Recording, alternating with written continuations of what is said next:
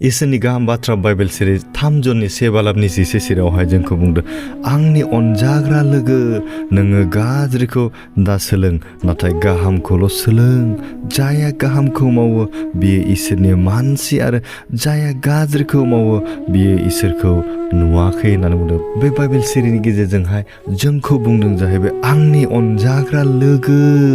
नोङो गाज्रिखौ दा सोलों जोङो दिनैहाय संसाराव थांनानै थानायाव गाज्रिखौ सोलोंनो नाङा जोङो जेब्लाबो जिउआव मोजां खामानिखौल' जोङो मावनो सोलोंनांगौ जाया गाहामखौ मावो बियो इसोरनि मानसि संसाराव थांनानै थानाय समाव जायफ्रानोखि मोजां खामानि मावो मोजां बाथ्रा बुङो मोजां साननाय हनाय बाहायो बेबायदि मानसिखौसो इसोरा गावनि बिसा होननानै बुंदों आरो जाया गाज्रिखौ मावो जायनि जिउआव थांनानै थानायाव गाज्रि खामानि मावो गाज्रि साननाय गाज्रि लुबैनायजों गफबनानै थायो बियो इसोरखौ नुवाखै होनना बुंदों बियो मिथियोब्लाबो इसोर दं होननानै प्रभु जिसु ख्रिस्ट'आनो जोंनि जिउनि बासायगिरि होननानै नाथाय बिसोरनि गोसोनि मेगना खाना जानानै थायो बेनिखायनो जों दिनै संसाराव थांनानै थानाय समावहाय गाहामखौ मावनानै इसोरनि मानसि एबा इसोरनि बिसा होननानै जों गावखौनो सिनायथि होनि आरो संसाराव थांनानै थानाय समाव जों गासै गाज्रिफोरखौ गारनानै जों मोजां